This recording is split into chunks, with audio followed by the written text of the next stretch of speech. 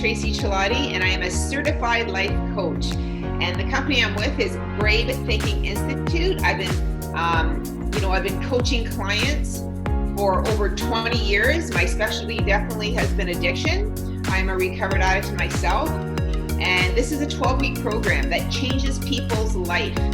If you want to, it focuses on 4 quadrants: your health, relationships, time and money freedom, and your vocation. So what we do is we go ahead 3 years and you write out what you would love to have, your life of your wildest dreams. And what we do is in that 12 weeks, we work the steps towards attaining that dream. This has had incredible results with the clients that I've taken through, and I'm very proud to represent Brave Thinking.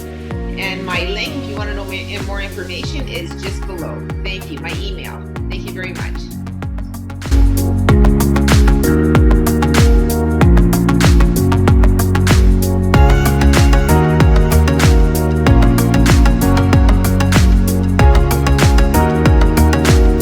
Record this as well. So welcome. Hello, everyone. I mean, Batika, Raquel, you know me very well, but Laura, welcome. My name is Bianca Celotti, and yeah, this is our Boz by B Zoom Talk Food Talk. This is my beautiful mom. You guys know her as well, who's a personal trainer, certified life coach, mother of 4, and a recovered addict. So we are both going to be sharing our own very, very, very different stories today. If you see me looking down, it's because I like to jot down things, because if you know me, you know I like to go off on tangents. So we're going to keep things to the point, but we're going to try. But yeah, we're both going to share our own very, very different stories of what we went through in terms of eating, how we overcame what we went through, and the things that we do on a daily basis to keep ourselves in line and to basically be on our A game. So what I'm actually going to start with before that is a little definition. I like defining my terms. So we're going to go through 3 different definitions that describe 3 different ways of eating. And before I define these terms, I'm going to ask that you all listen carefully to this little part. And I want you to see what most associates with you, which kind of eating you find that you most relate to. So I'm actually going to pull out my phone here because I didn't write them out. I took screenshots. So, okay. So we're going to start with intuitive eating. That is our first term. And intuitive eating is you're eating when you're hungry. Need to zoom in here. Use eating as pleasurable. You eat intentionally and with purpose. You stop eating when you're satisfied. You are typically body positive.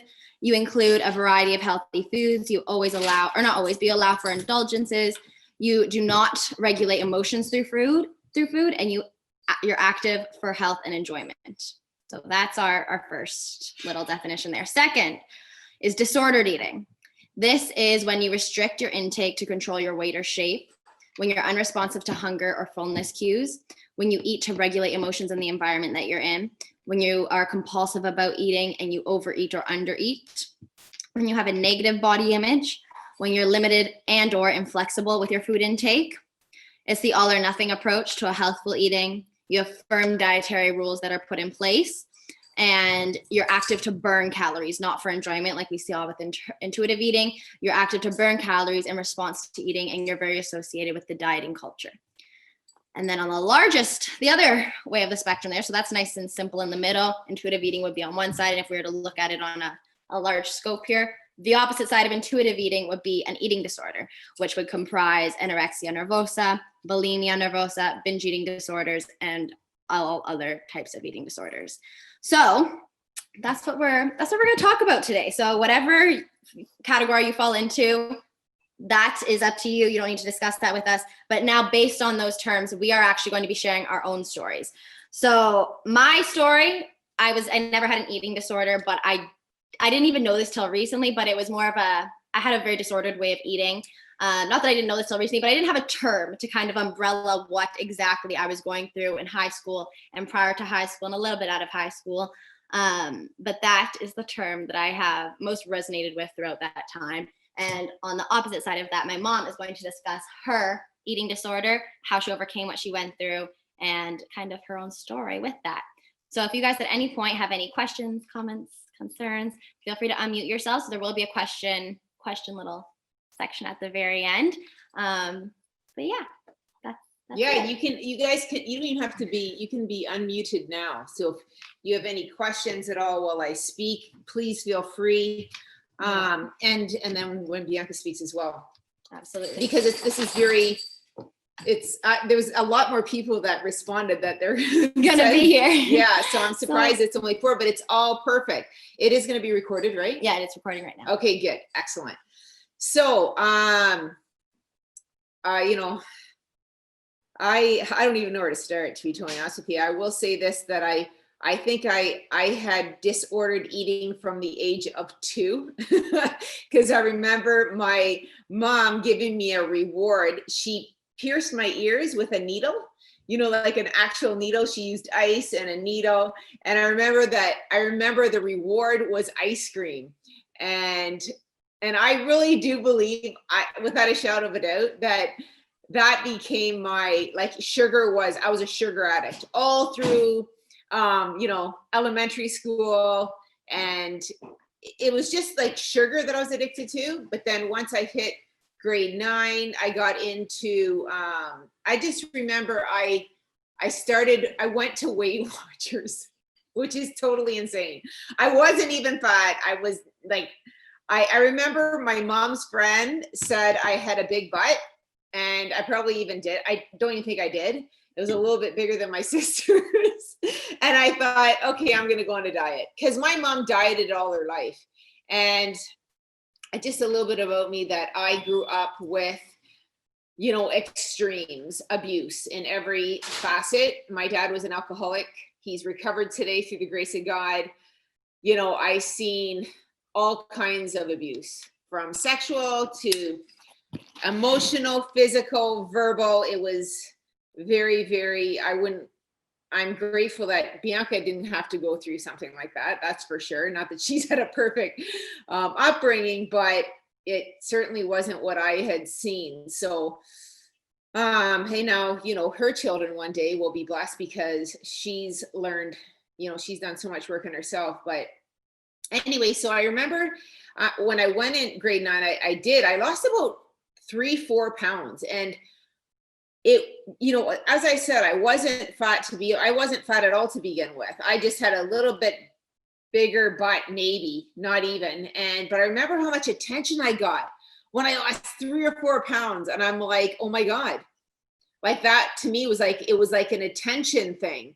And I seeked attention. I remember always I sought attention, like through being a troublemaker in elementary school, causing trouble with my friends. I was just a constant attention seeker in all different kinds of ways. And then, you know, as I said, that this started as like a cycle, a very destructive cycle.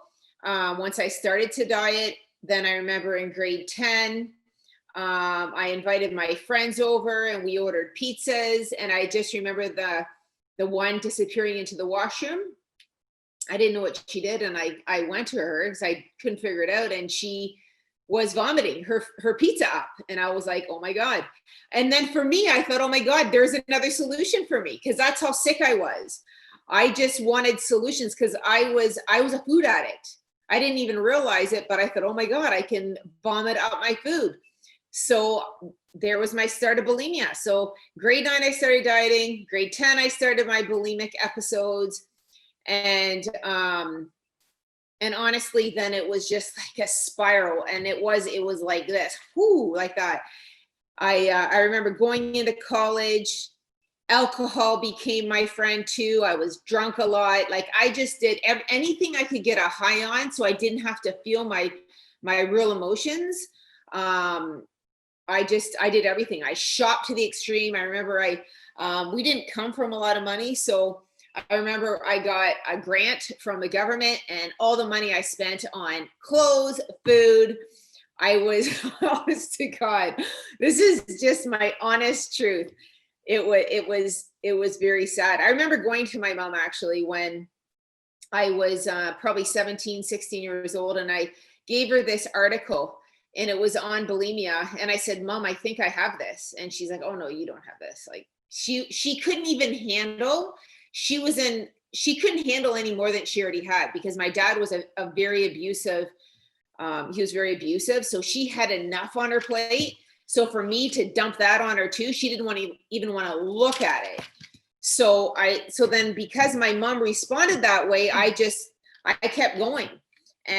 But I remember when I was starting desperate measures, I knew there was something seriously wrong. I went to a psychiatrist when I was like 18 years old, 17, 18, when I was in London. I went to Fanshawe College. I started actually getting into exercise.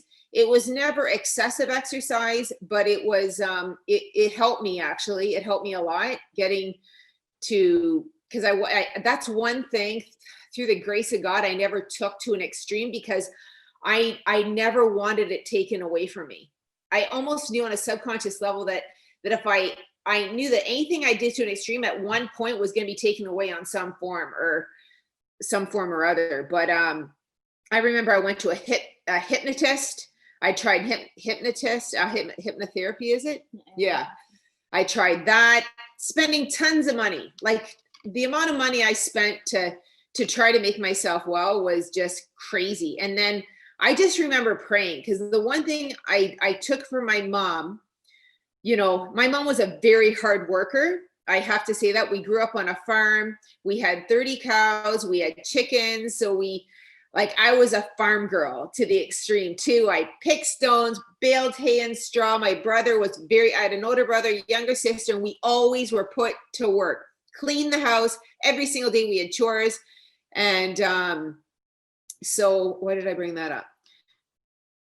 I just remember my mom in the extremes of, I remember when my dad used to beat up my mom. I remember I used to fear for my life, honestly, because my dad was that insane through the great. He's not that way anymore. And that's another part of my story. You were telling me how much time I have, but I will say that I started to pray. I do remember that. I started to pray because I was hopeless.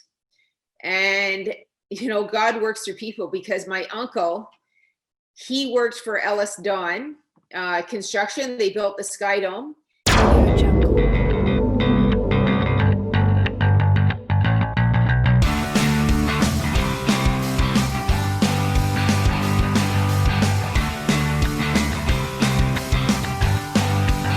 My name is Tracey Celotti, and I'm with Isagenix, and this is a nutritional product that gives you lots of energy. It boosts your performance. It's great for weight loss, and there's actually an incredible promotion right now. They've come out with delicious little snack bites, chocolate walnut, and new bars, and that are apple crisp, and a creme brulee shake.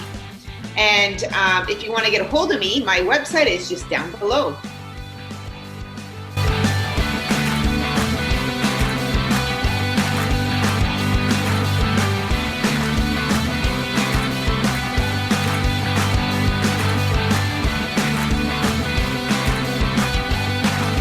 And he was like the foreman, and he got me an interview with the head office of Ellis Dawn down at Yonge and Sheppard.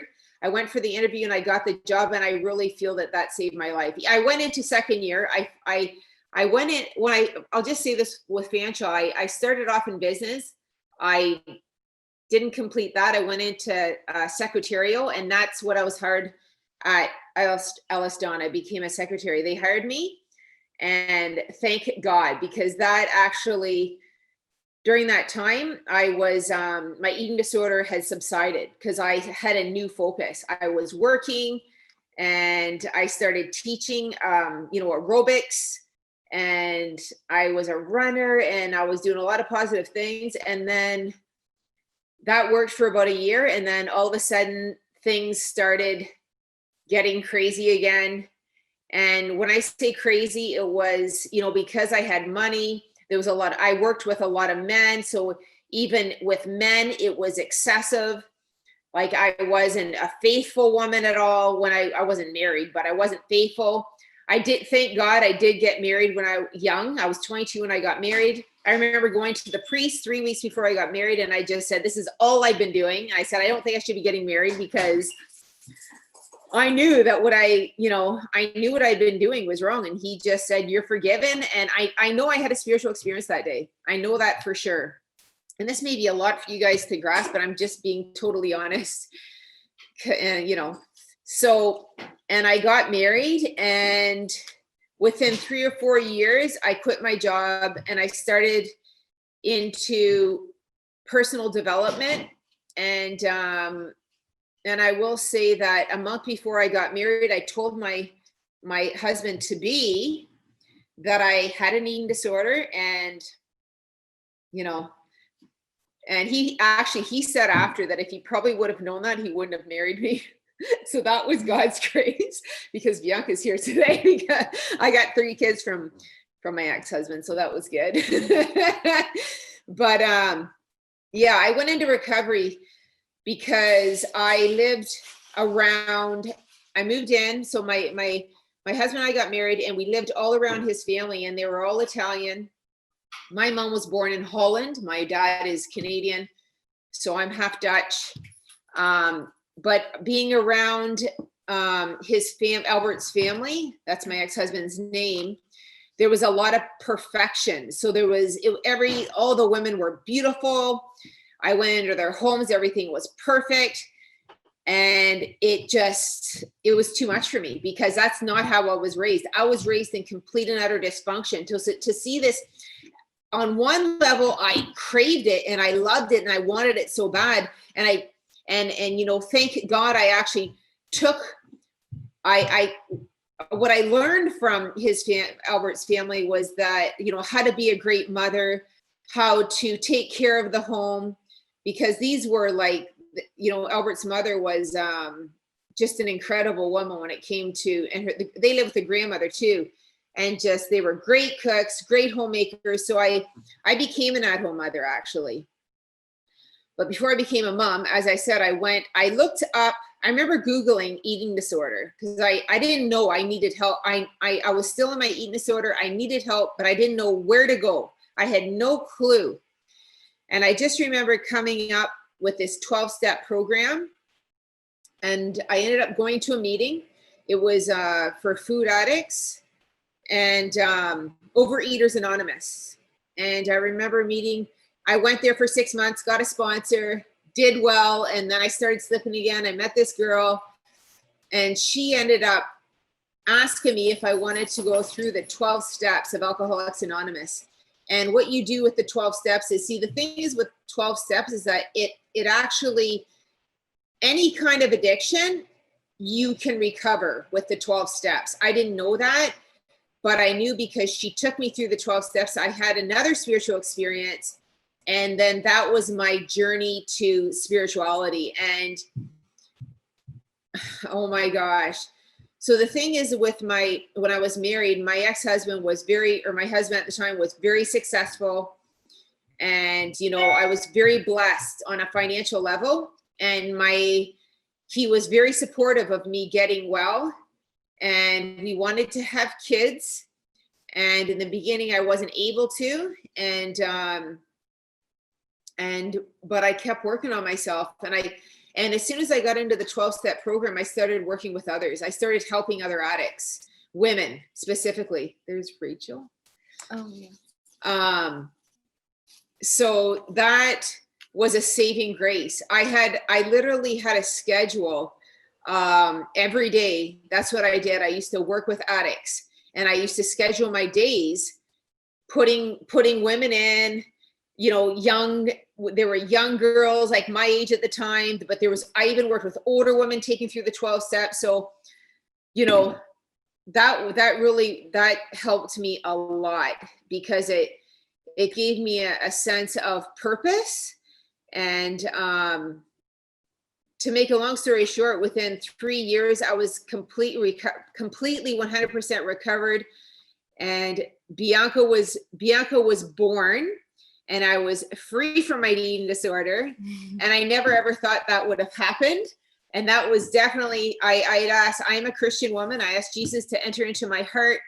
And I know for sure it was through him that my obsession was lifted, because truthfully, I was obsessed. I was possessed. There was no question. I didn't think there would be a day. I remember when I was in my disease that I would wake up and I just thought about food. I thought about how I looked, what I was going to wear that day. I was just so completely full of vanity to the extreme that it consumed me. So when it was taken away, it was taken away. I know it was a miracle of God. I know that I'm sitting here before you. I know I am a miracle, and that's why I'm doing what I do.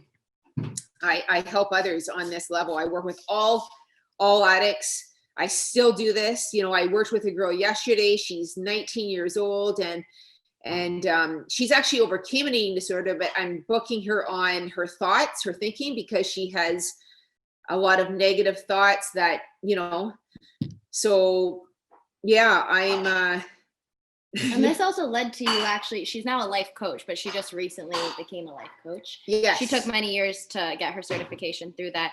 But one thing that I would like to add on her behalf is that this whole story of trauma and pain has led her to the place that she is in.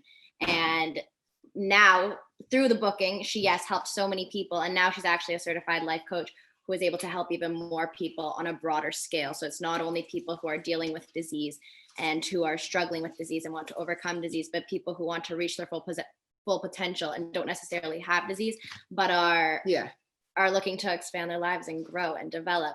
And one thing that I have witnessed throughout my entire life is my mom and the people, because she would not bring home, but like the people at the time that she would bring into our homes were the women that she was booking, the people that she was helping. And at a young age, like this happened probably when I remember the first people that I remember you bringing in were probably in grade 7 or 8, all the way up until the end of high school. And it was interesting because they would only come in like once a week, once every 2 weeks. And you'd see a cycle of like, I think you booked probably 2 or 3 people at a time, maybe at that point. Mm-hmm. And you would just see, like, I would never get into much conversation with these women. I knew them, obviously they were my mom's friends, but it was just so interesting to see their transformation over the years. And even to this day, watching these women now and seeing, like, I remember how they came into our homes years ago, and it was just mind blowing to me because I would listen in on some of the conversations because at the time I was struggling with disordered eating, and I would just try to like learn and see what was going on and kind of hear other perspectives and what other people were going through.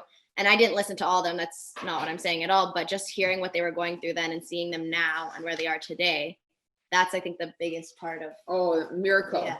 So God worked with them, healed them of their addictions. And like I said, it's not only like eating that I work with. I've worked with drug addicts. I've worked with, mental disease for sure. Big time. That's a big one. An emotional disease, mental illness. That's what that covers. I've worked with, alcoholics, of course, but extreme drugs for sure. Extreme drugs. And even where the women were prostituting themselves, cutting themselves. I've worked with all kinds of addicts. So, I'm blessed that I'm able to help and I'm able to pass a solution on. And as Bianca did say that, I became, because I did this for such a long time and I kept seeing these results. So I knew that God, I knew that there was obviously a calling on my life. So that's why I got certified as a life coach. So now I still work with extremes, but they don't have to be extreme to go through the certified life coaching program. So I think that's enough for now. We'll get into more questions later, and we'll also get into the things that she does on a daily basis, because that's what I think you should be talking about the most, is what you go through, because she has so many different daily habits and rituals that she does every single day to keep her on her A game, and which, as you can see, is pretty fucking phenomenal. On that note, I need some water. And I'll start telling my story then. I have some. Thank you, though. So my story is very different from my mom's. Obviously, I said from the beginning, I never had an eating disorder. And that too was kind of confusing to me, because I knew that something wasn't right with the way that I was thinking. I much relate to the aspect of always being obsessed with what I was eating. I remember always focusing on what my next meal was going to be.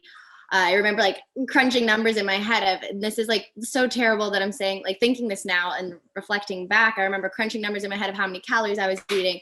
I was writing absolutely everything I was eating down.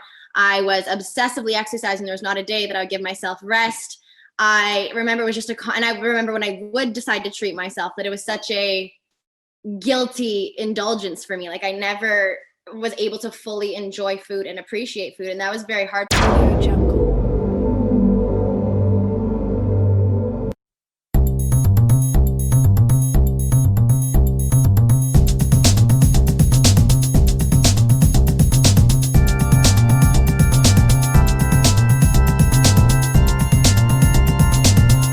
My name is Tracey Celotti, and I am with the company Prove It. And what is Prove It? It's exogenous ketones. It's a drink that you consume in the morning. I've been doing this for 4 years. I love, love, love this product. It puts your body into ketosis. So what that means is that your body is burning fat instead of glucose. And this is incredible for the brain.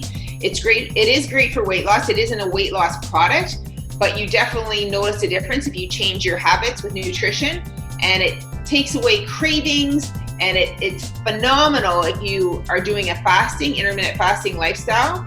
And I even do 60-hour fasts every once in a while, and I get phenomenal results. My energy goes through the roof.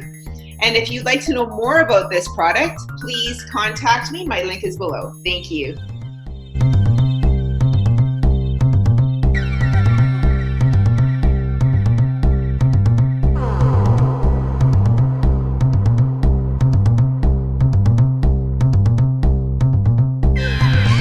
For me, because growing up, as my mom said, I grew up in an Italian household, and I grew up living next door to my nonna. And my nonna is the best cook on this entire planet. So when I was very, very young, I remember loving food and always wanting to try new foods, and just always like wanting to discover new foods. And to now I am able to appreciate this as a foodie, and I love different foods, and I love trying different foods, and I love treating myself.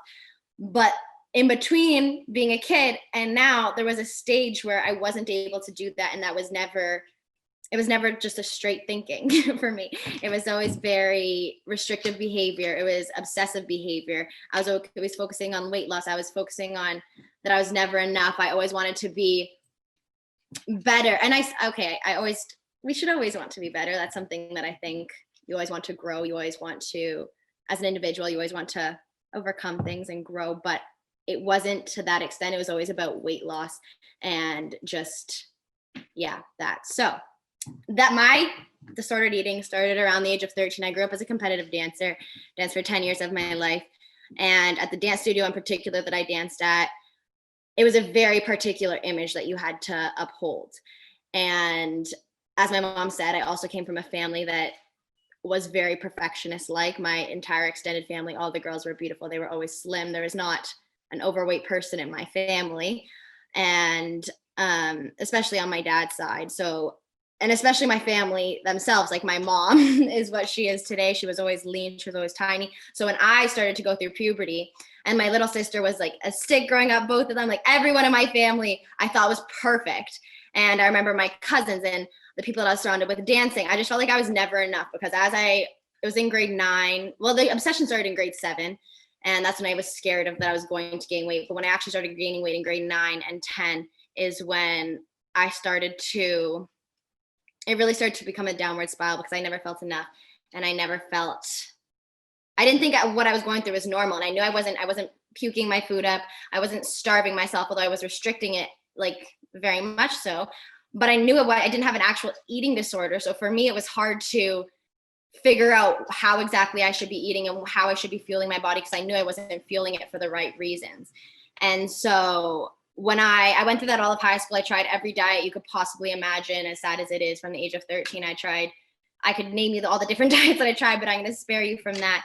And basically when I went into first year of university is when I finally started to overcome this and see a different side of things.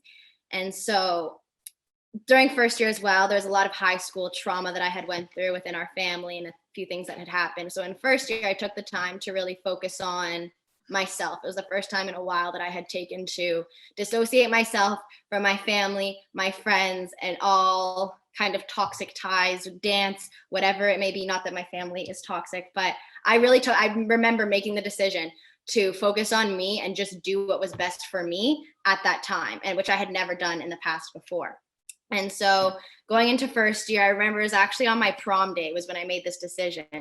So it was my graduation day. So the day right before my prom was my graduation. And I remember I was in this beautiful dress, and it was this one dress that I wore on my confirmation. I wore it on my cousin's wedding. And the third time that I wore it was my graduation. And oh, Noosha's here. We're gonna let her in. And so on this graduation day, it's the day we were supposed to feel so beautiful. And prior to this one dress made me feel beautiful every time that I wore it, but I was about 30 pounds heavier. It was a stretchy dress, but I was about 30 pounds heavier at the time. I put on the dress and I felt terrible.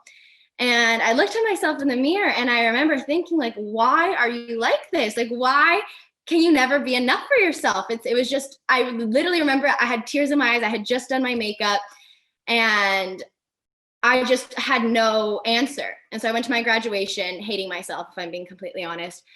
We had our night, I graduated. The next day was my prom.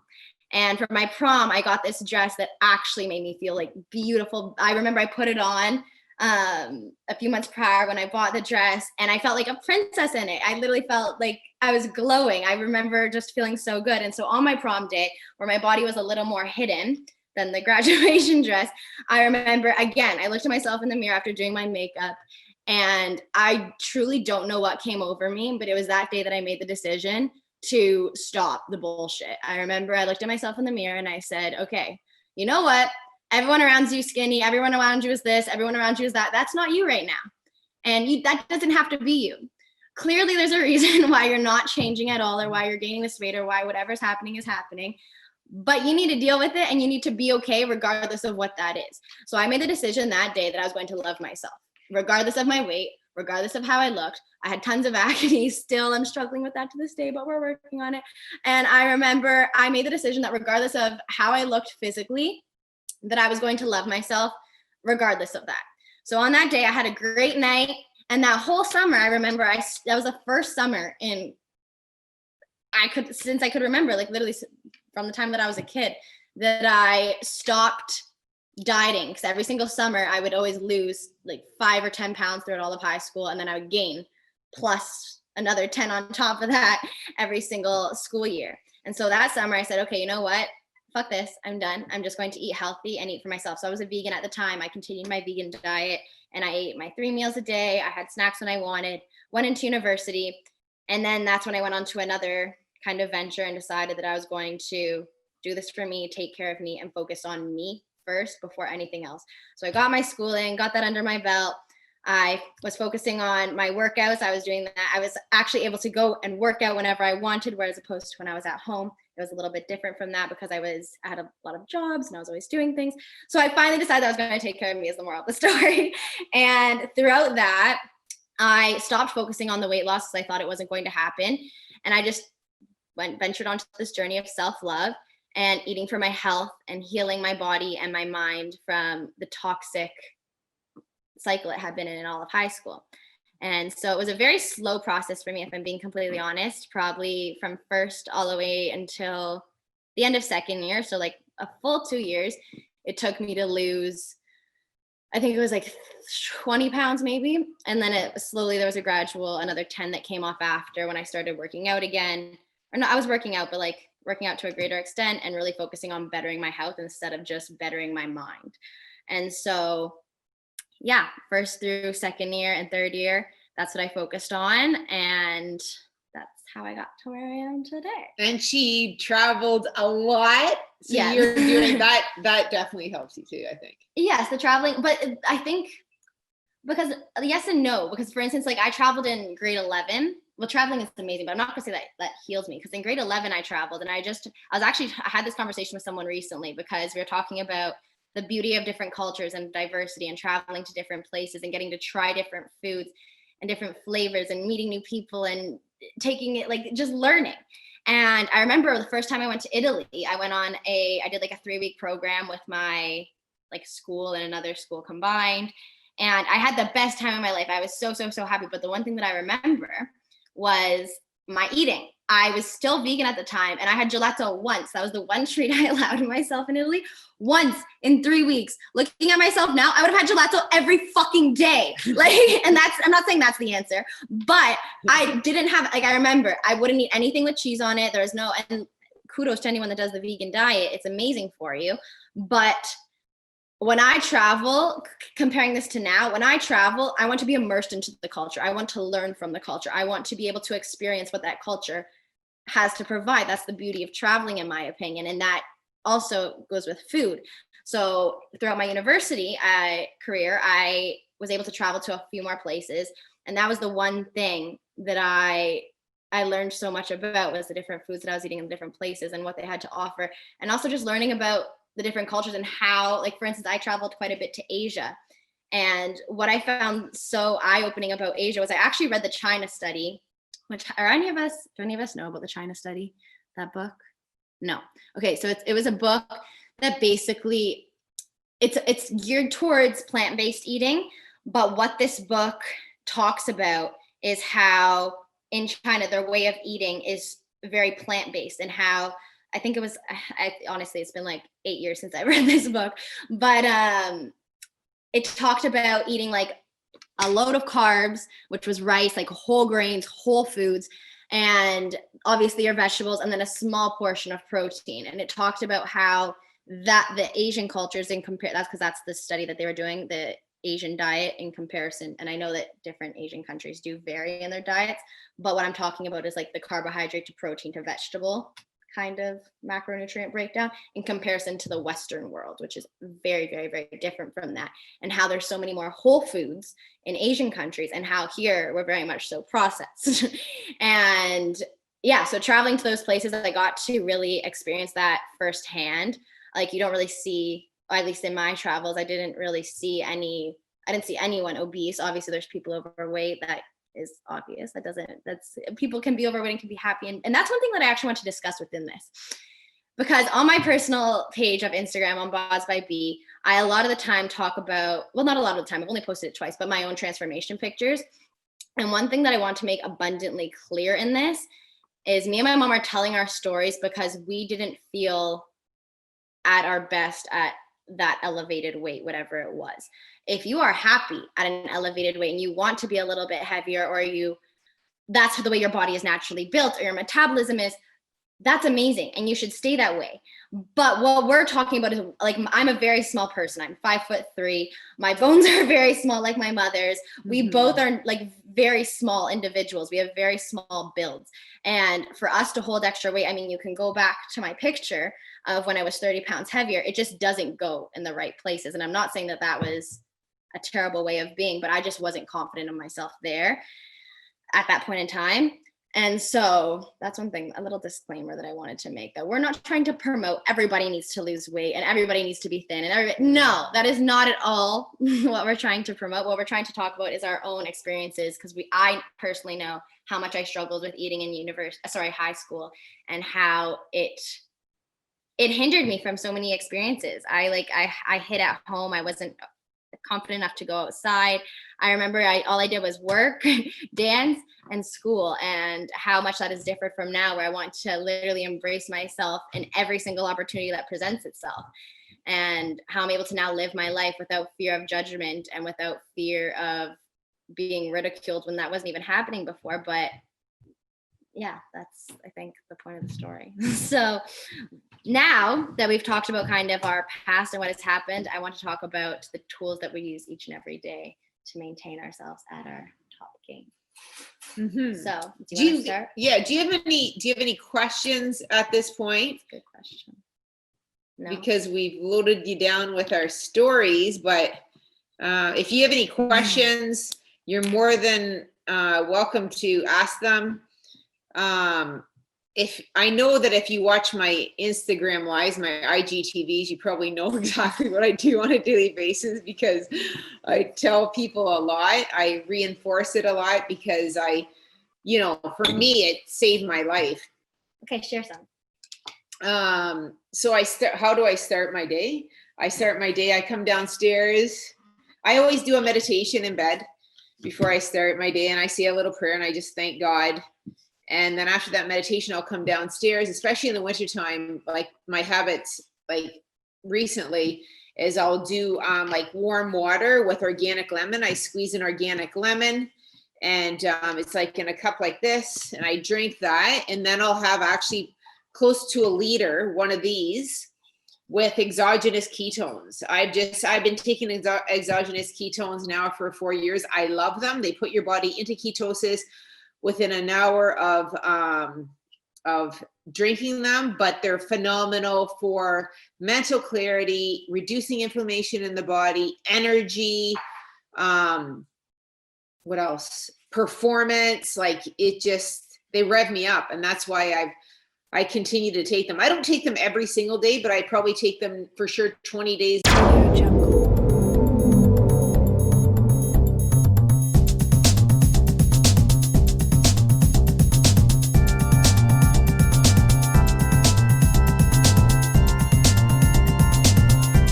Hi, my name is Tracey Celotti, and the company I'm with is Isagenix, and it's Kangen water. It's a hydrogen-rich water, and I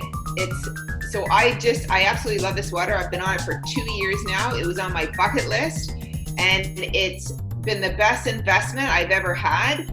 And what it does is it's got very tiny molecules in the water, so it's very different from like tap water that has larger molecules. And it's like normal water is like throwing a softball through a chain link fence. It doesn't get through, right? So you don't feel the hydration in your body, but when you drink this water, you immediately feel the effects, because it's like throwing BBs through the chain link fence. So everything is hydrated at an extreme level, and it just makes such a difference in your life. And I just feel so blessed to be a part of this company. I've created an incredible residual income. And if you want to know more, just click the button underneath. Thank you.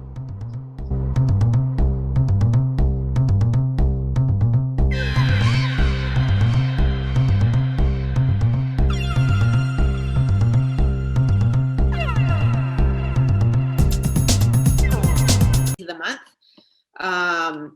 And then what I'll do is I go for a walk. I go for an hour walk almost every single day. If not an hour, it'll be half an hour with my dog. And I just do a lot of prayer, affirmations. Lately, before I do my walk, I read some affirmations out of a book called The Power of the Subconscious Mind. The Power of the Subconscious Mind. Yeah, it's a phenomenal book. That's also a transformative book. It's helped me immensely. And it's something that I got when I went through my certified life coach. It was part of Mary Morrissey's Wisdom Library.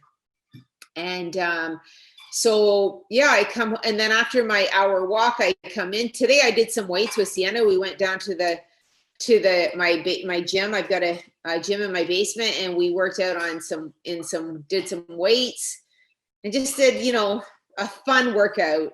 And that's how I start my day. I probably do weights 3 or 4 times a week. I do yoga with my clients. So I do yoga 3 times a week as well. So for some people that may be excessive. For me, that's not excessive at all. That's my normal. That's totally normal. I do it for the joy of it. I do it because I love getting out in nature. I love talking to God. And I love conversing with God. He's my number one. And I just do I bless people. I get a lot of peace out of, that time. I've done Bible studies over the years. So I've memorized a lot of biblical scripture. So I do a lot of scripture in my mind. And I truly believe in the power of affirmations. There's no question about it. And it's so funny because when I did a live before I came on here, and the one thing I was going to say is that I had written down and I had read about today: as a man thinketh, so is he, right?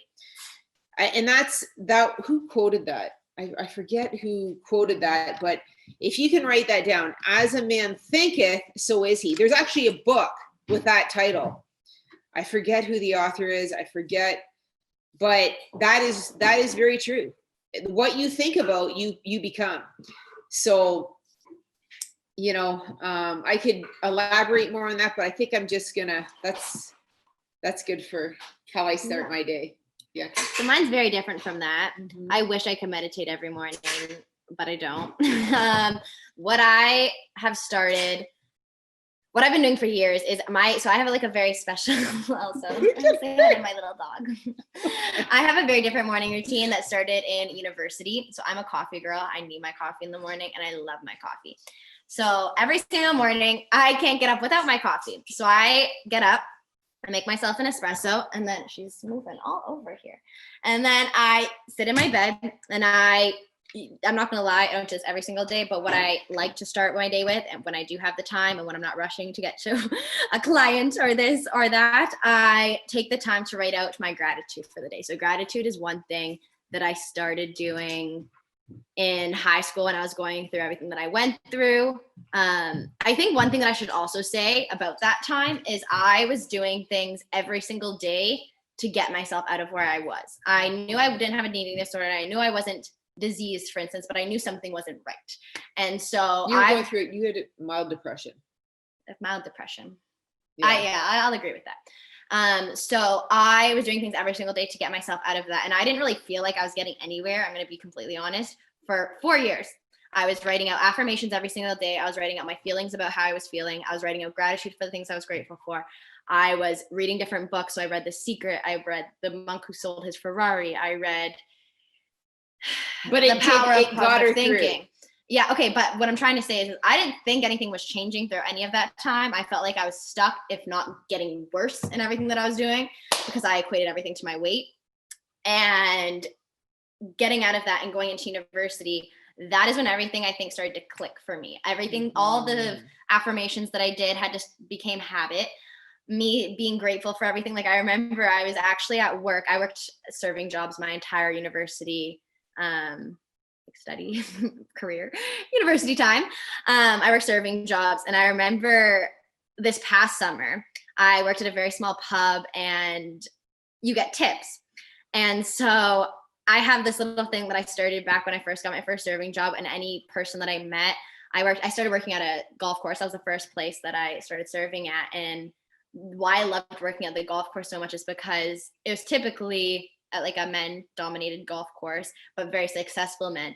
And they drew a liking to me because I was the morning girl, and they had a soft spot for me, a few of them. Like I'm talking about like this old senior men who like had little grandkids, and I would always go out of my way to talk to them, and they were just amazing. And anyway, so they would always share secrets that they had to their success, because I'm talking these men were millionaires or like very, very, very successful people. So almost every day there's a different man who told me a different success story or told me a different piece of wisdom that he would be like, I see so much potential in you. This is what you need to remember as you go throughout everything. And I would always say a little thank you in my head. So when I started, I never got tips at this place because it was a pooled gratuity and it was just added to our paycheck. So when I got this job at the pub and I actually got the tip from the actual customer in my hand, I immediately started saying thank you every single time that I got a tip. And I put it into my little tip jar and I'd say, thank you, God. And then I'd walk back out and serve my next customer. And one of my coworkers was laughing at me when I did it once. He was like one of my good friends. I loved him. He was like, B, what the hell are you doing? Like, you're like doing a little like meditation mid-shift. Like, we have people to serve. I'm like, Colin, no, I'm saying thank you. Because I was at that time, I was busting my ass. I was doing 3 jobs in one summer. And I mean, I did that most of university, but I had a goal of traveling as much as I possibly could throughout the summer of 2019.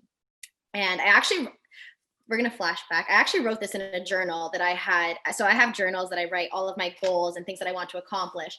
And in December of 2018, I wrote down that I wanted to be traveling all of 2019.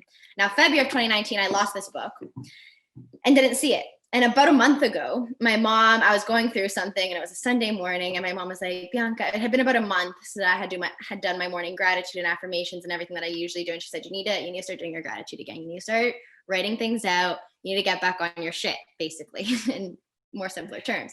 I was like, okay, you know what, you're right. So I went and I found this book. I lost it in February of 2019. I found it in May of 2020, right when I moved out of my home and university. So I came home, had this book, didn't open it for whatever reason. Decided to open it this one morning that I was going through something, and my mom told me I needed to write out my gratitude and affirmations. And I was in a very emotional state this day. And I opened the book, and the last page that I had written on was from December of 2018, sorry. And it had talked about what I wanted to accomplish in 2019. I usually do this before every year. Haven't done it yet, but I write down, I manifest for the year, and I talk about what I want to do. And I didn't even remember writing this down, but I wrote, I want to be traveling as much as I possibly can throughout 2019. And let me make this abundantly clear. I have paid for all my travels through all of university, hence why I've worked 3 jobs every single summer.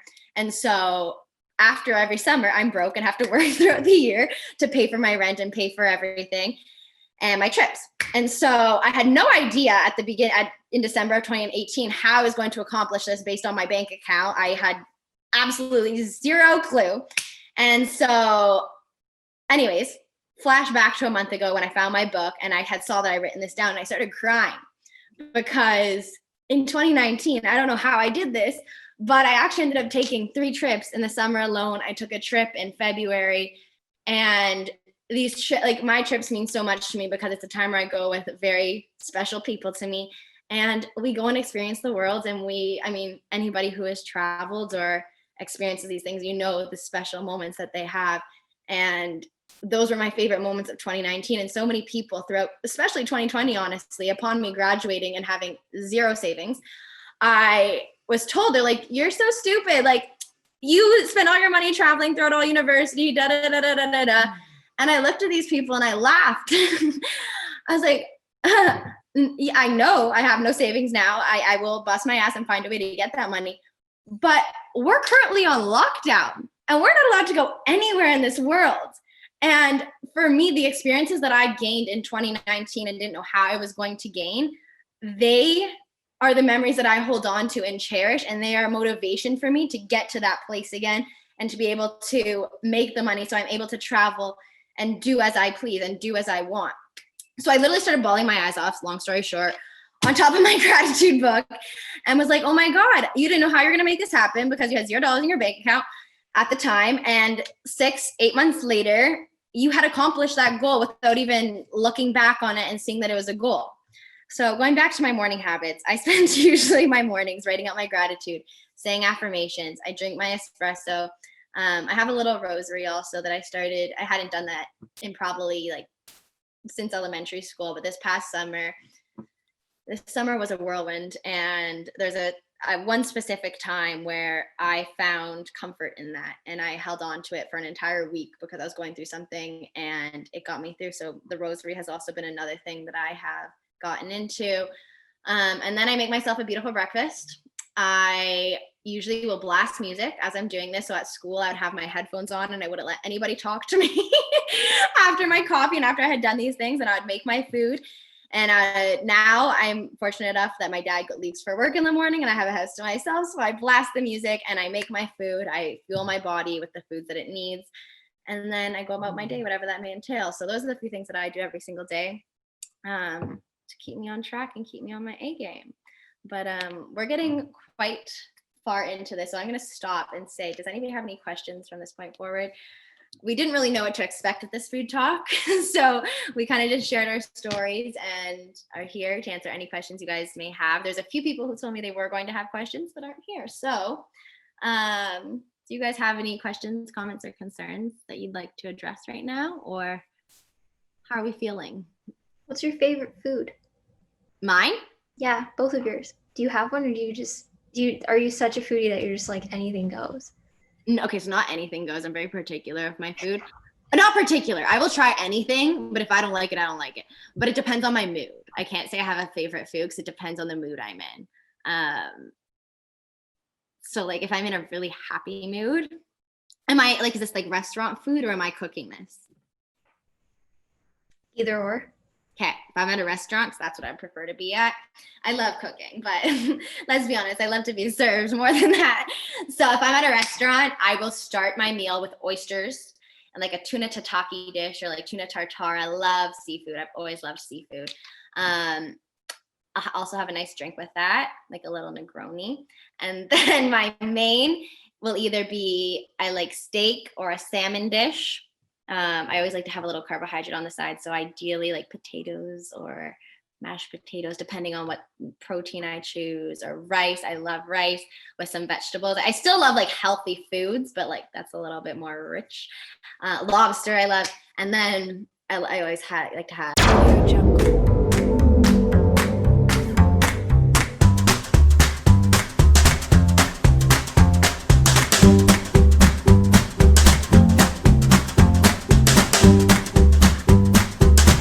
My name is Tracey Celotti, and I'm with Beauty Counter. And I've started using this product. It's a skincare product, and it's completely natural with no chemicals whatsoever. And I absolutely love this product. If you would like to know more information, this is also a residual income that you could, if you want to create more income with other businesses that you're doing. It's phenomenal. I love the product. You can just click the link below and that'll give you more information about this. Thank you.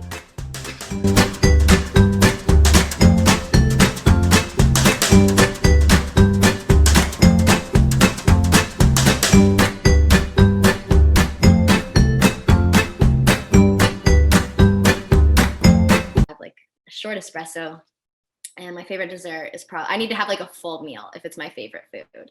So it needs to be like a full thing. So it'll probably be like a tiramisu or gelato after.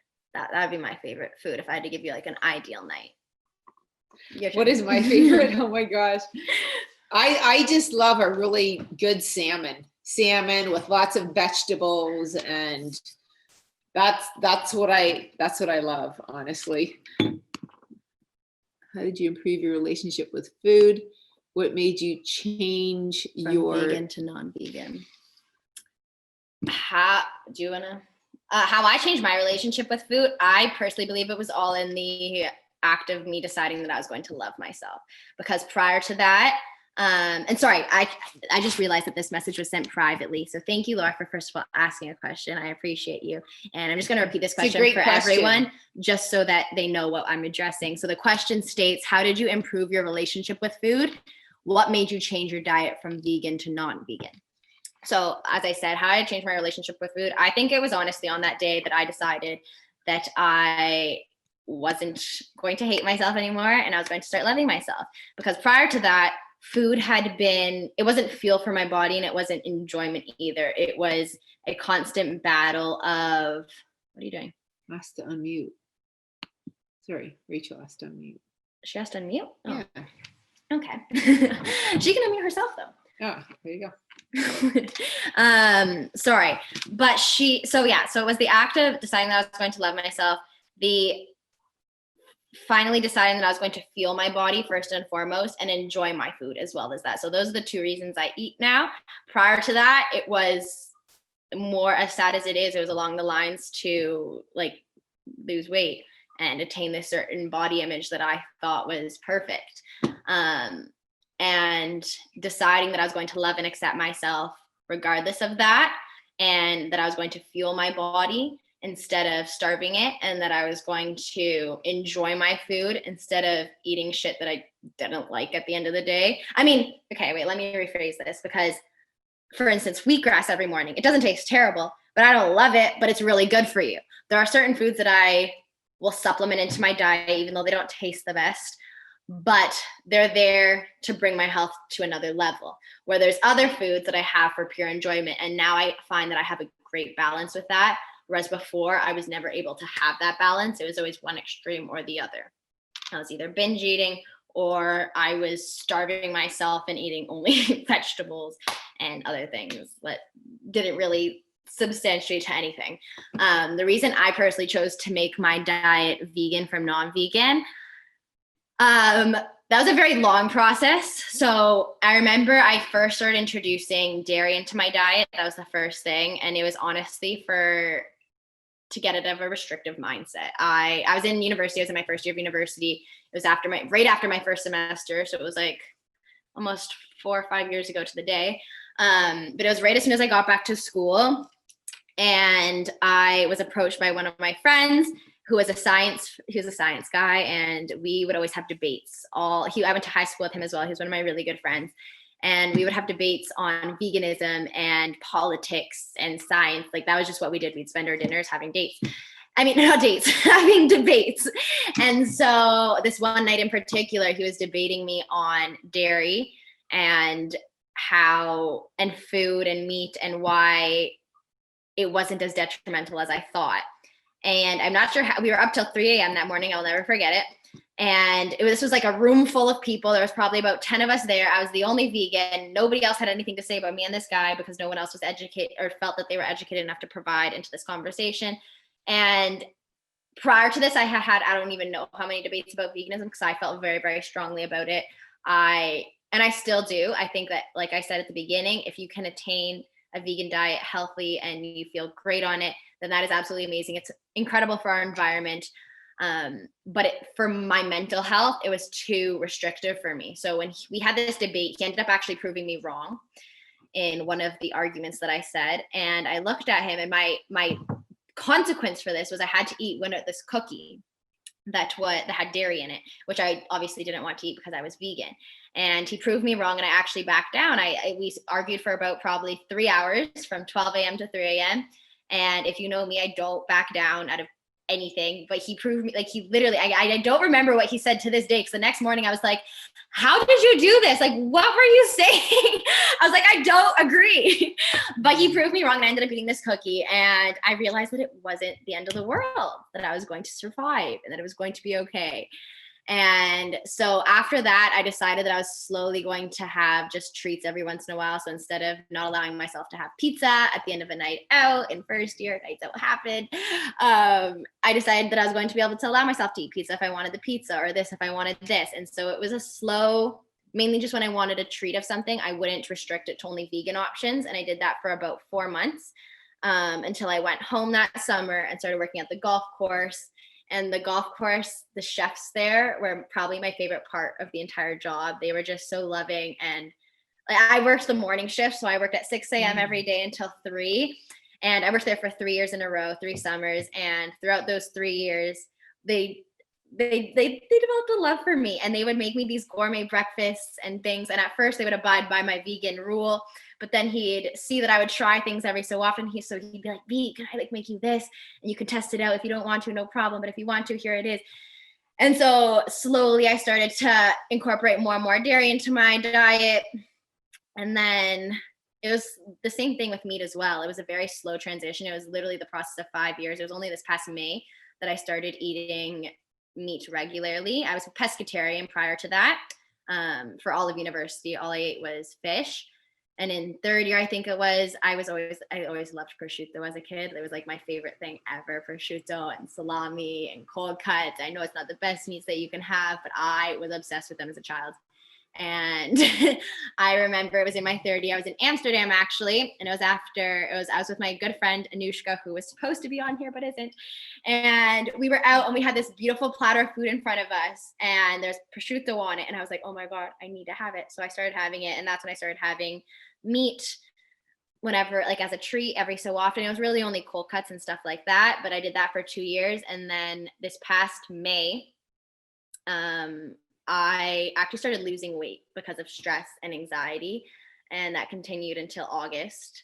And I started to supplement meat into my diet to add more calories and to counteract this weight loss that I didn't know why it was happening. As I said before, weight loss was, you had told me I had this problem in high school, I would have been like, oh my God, that's the best problem in the world. But it was not. It was actually very scary, especially because I'm a personal trainer and fitness instructor, and I'm supposed to be the strongest one there and supposed to be always on my A game. And so I was scared of that. And to counteract that, I started eating meat again and started to fuel my body with those different foods. So that's kind of how I got to the non-vegan I am today. But yeah, thank you so much for that question, Laura. I appreciate that. Does anyone else have any other questions that they like to be addressed? You guys can unmute yourselves if you want. If you feel comfortable. I don't think they feel comfortable. But is that any other questions? Or does that kind of cover everything that we were interested in learning about? What's your advice to lose weight without obsessing? I'm not unmuting because it's recorded. Okay, got you, Laura. Do you want to answer this or do you want me to? I think that, like, for myself, like, so we have completely two different perspectives on eating. So for me, because she's 23 and I'm a lot older than that, obviously. I'm her mom. And I don't need to reveal my age. But I will say, for me, like, I don't obsess at all. I have no obsessions with food, and I eat really clean. For myself, I eat no refined carbs, not because I just have no desire. So many things I have no desire for anymore because they don't serve me in any way. So if I have carbs, it's going to be oatmeal or maybe rice, or I do eat like starchy vegetables, definitely sweet potatoes, carrots, parsnips, yams, like stuff like that. Excuse me, even a little bit of potato, not a lot if it's in a soup. I keep it balanced. For me, it's all about balance in the sense of I get different lean proteins. I will have if I eat meat, it's going to be grass-fed, grass-finished beef, organic chicken, wild salmon or organic salmon, or I will eat shrimp and scallops and tuna, and but then I make sure I eat lots of vegetables every day. Like, I even have green juices. Yesterday I had a celery juice. I always have a scoop of greens. I'm a part of a company that's it's a nutritional company that I've been a part of for 14 years. It actually, honestly, it transformed my health in the sense of I was so depleted, but I had no idea that I was depleted. I just knew that I had no energy. I wasn't as happy as I could have been at that time. And I had 4 little kids. You were 8. Vanessa was 6, Matthew was 4, and I had a brand new baby, and I needed something. And when I started putting this product into my body, it lit me up. I was happier. I handled my stress way better. She takes this product too, and she notices the difference, right? Am I right? Yeah, I take it very differently though. For me, it's all about supplementing more nutrition into my diet, and that also I agree with all the balance and having that, but I'm also not as restrictive, so I will eat refined carbohydrates. I will eat. Yeah, I don't. Yeah, I eat basically. But if you're talking, so I personally believe that if you're wanting to lose weight, I think the cleaner the diet, the better you're going to feel mentally, emotionally, and definitely physically. You're going to get better results. I disagree. Right, but Bianca's an extreme case because I know this, because when she teaches, she's like a machine, right, Vatika? She's got, she burns calories like there's no tomorrow. Okay, but for the record, when I didn't lose, I lost my weight in first and third year where I wasn't teaching at all. I was exercising very much in first year. Second and third year is when I really started to work out. It was probably like twice a week, if I'm being completely honest. So I wasn't a machine. Yeah, no, I do. And for me, sorry to interrupt you, but for me, what helped with losing my weight was I was always focused on, okay, do you recommend counting calories or macros? Advice for chocolate lovers. So yeah, that's exactly it. I don't recommend counting any of that, because for me, I was doing all of that before. I was obsessing over everything that I was eating, and how I started to lose the weight. And you tell your story as well, because one thing that I'm going to make abundantly clear on this is everybody's different. Everybody has to find their own solution. And that's why I thought it would be beautiful to bring my mom on, because she does something completely different and I do something completely different. And it works for both of us beautifully. And that's why we're both here to share.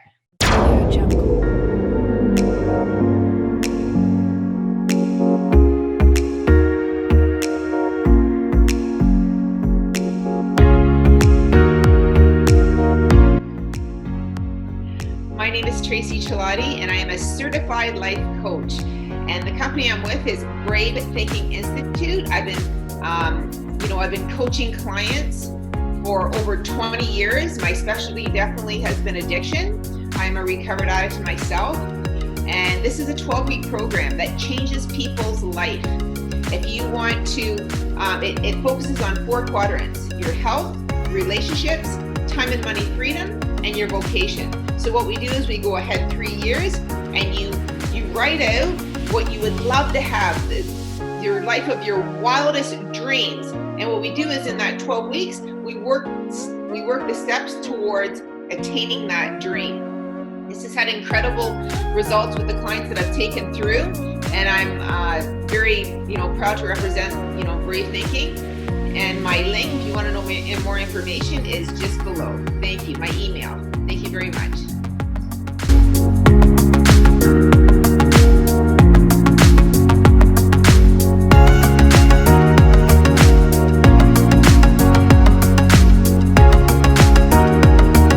But I was eating, so in high school, I was always hungry. I was always focusing on the next meal I was going to eat, and I'd probably eat like 5 to 8 times a day.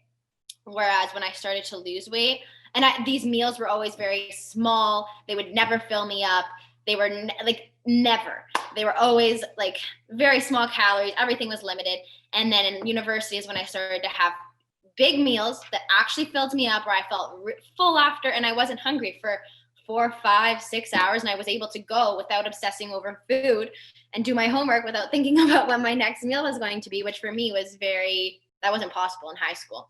And so I started transitioning into eating when my body felt like it was hungry. So for example, like first thing in the morning, my routine before was to eat like a very small, I was honestly eating like protein bars and protein shakes for like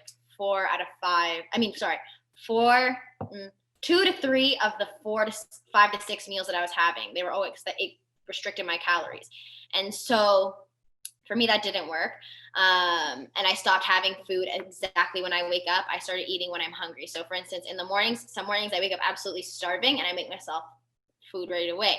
There are other mornings where I'm not hungry for 2 to 3 hours, and I'm able to have my espresso, do my morning routine, and then do a bunch of work, whether it be on the computer or clients.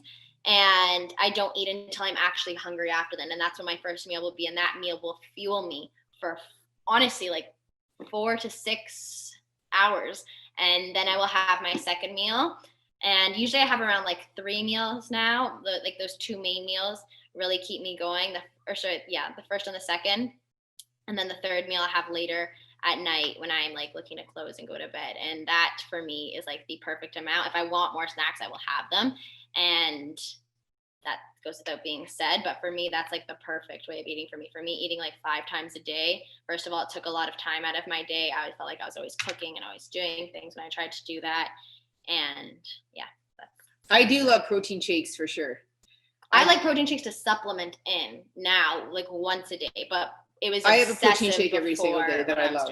I enjoy them. I love the taste of them. I had one before I jumped on here. It tides me over. I will have a salad now with some hard-boiled eggs, maybe some avocado and vegetables in there. But I truly believe you got to find out what works for you. I think intermittent fasting is a phenomenal tool especially for visceral fat around here. Anybody has any belly fat, extra belly fat, I think it's a great tool to get rid of completely. But not everybody can do intermittent fasting. So actually, I'm going to add on to that because I tried to do intermittent fasting. That was one of the many diets that I tried in high school, but it was structured intermittent fasting where I tried to like not eat for however many hours, was only allowed to eat between like these hours. And then I was talking about it with my mom about a year ago or something, and I was bashing intermittent fasting because it didn't work for me. And she looked at me and she was like, "What are you talking about? You do intermittent fasting?" I was like, "No, I don't. I don't pay attention to the hours that I eat. I eat when I'm hungry, and that's that."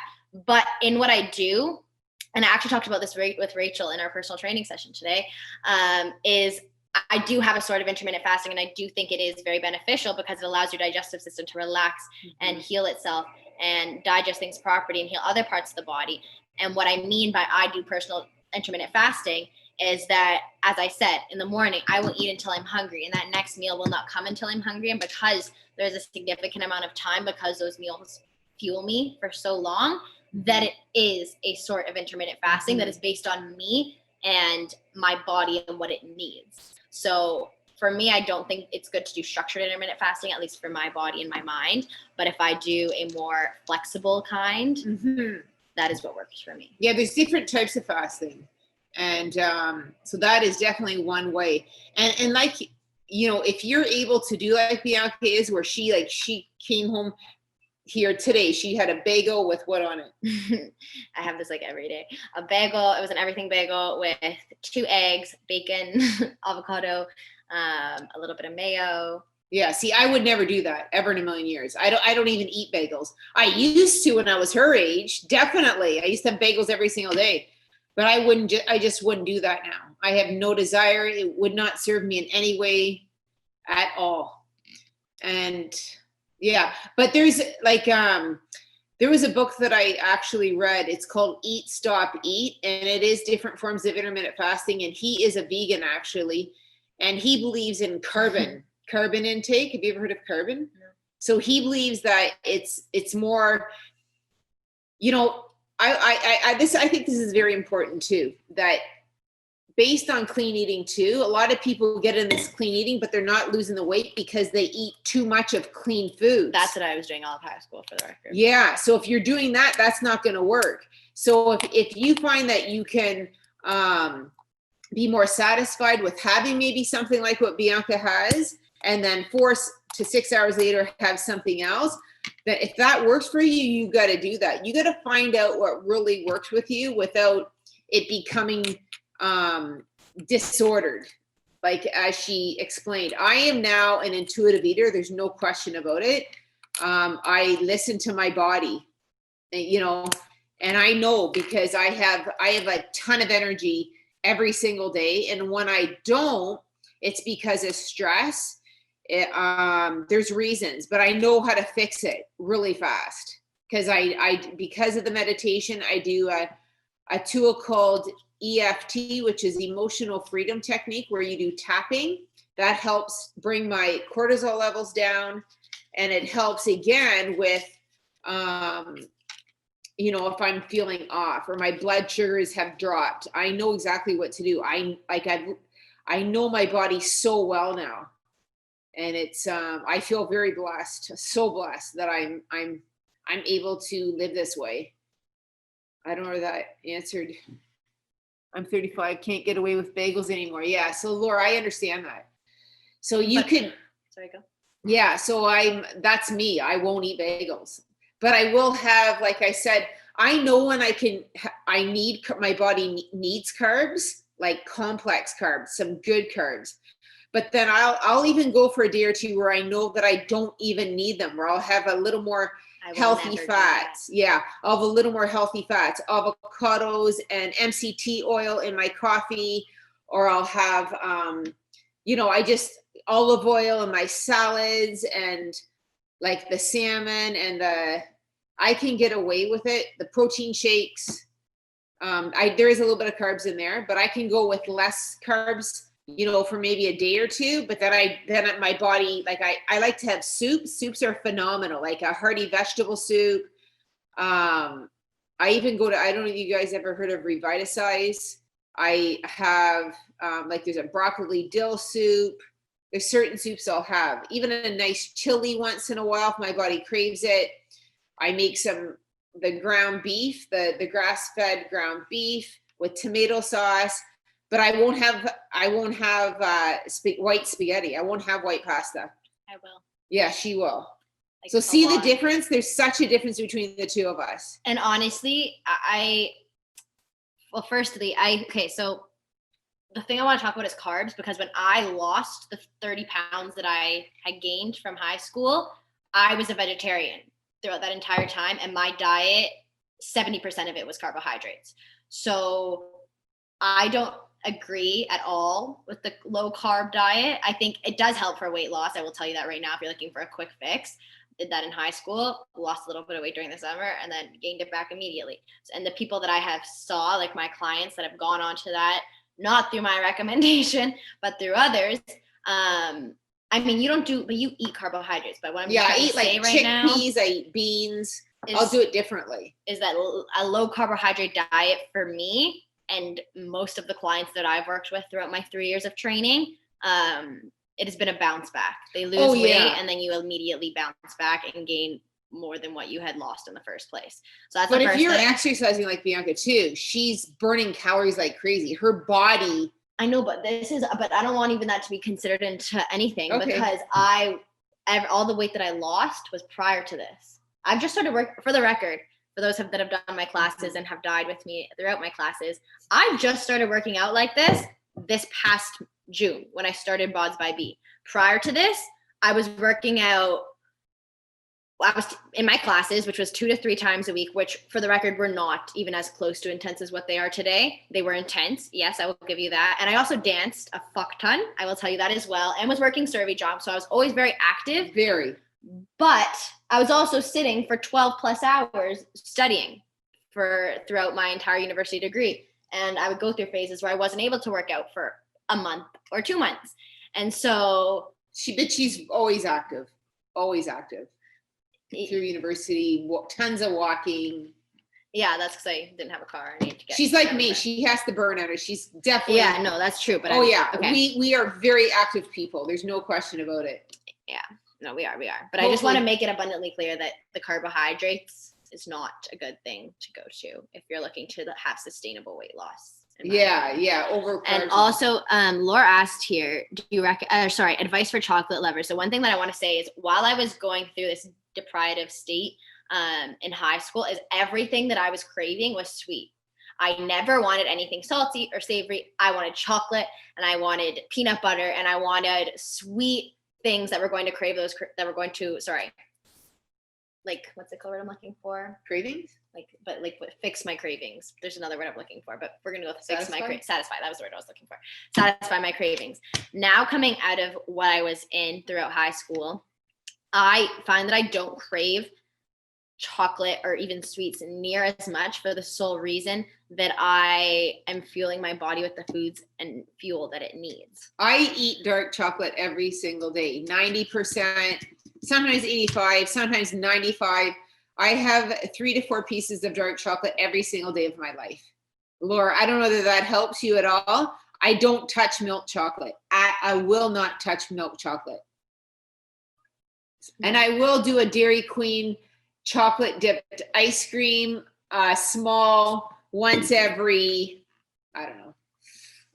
Not often, no. But that if I crave something, that's what I'll have. And that'll satisfy my craving for a month or 2. Yeah, I'm not the same. I have sweets probably, but like I don't crave it every day like I used to. I used to crave it every single day. That's all I ever wanted.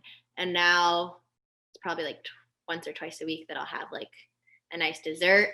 I have cashews, organic raw cashews, a handful every single day. That also satisfies my cravings. She's obsessed. I was obsessed too. My obsessions were peanut butter and Nutella. Chocolate covered pistachios. That sounds really good though. Swish delish. Yeah. So I honestly, if I were wanting weight loss, I probably wouldn't be buying those because it might become a temptation. Yeah. That I'll agree with. Whereas I can control 3 to 4 pieces of dark chocolate easily. It's not something that you want to eat the whole bar or anything. It's to satisfy. But if I won't buy a bag of chocolate almonds. I won't because it's too much temptation. I wouldn't eat them all. I wouldn't, but I just don't need that temptation in front of me because I just don't. I don't like that feeling of wanting something and can't have it. Any other questions? No? All right then. Well, that was an hour and 20 minutes. So I guess. Oh, no, we want to jump on. She doesn't know how to jump on. Oh, well. Oh, she could have. Well, we have the recording. Are you good to? I'm good. All right. If you guys have anything left to say, speak now, forever hold your peace. You can always reach out to us by private message. Sorry, guys, I still know the question. No, you haven't. No, we appreciate your questions. Thank you so much. Do not apologize. We're grateful for you being here. Thank you so much. And you guys can reach out to either Bianca or myself. You guys know our handles on Instagram or Facebook, LinkedIn. We'd be more than happy to answer other questions if you want to ask us privately. But thank you so very much. Yes, thank you guys. You're so welcome, Rachel. Thank you guys, truly for being here. I appreciate you all endlessly. Thank you for taking the time out of your days. I hope this helps. Thank you. Hopefully I'll see you guys tomorrow at yoga. Batika. Miguel and Rachel. Rachel. Bye, guys. I don't know what Rachel that is. Rachel Purdy. Oh, Rachel Purdy. I didn't know. See you tomorrow. Bye. Bye, guys. Thank you so much for enlightening us. We tried. We hope it helped. Thank you. We went all over the place, but And thank you, Laura, for jumping on too. yes, so much. Thank you.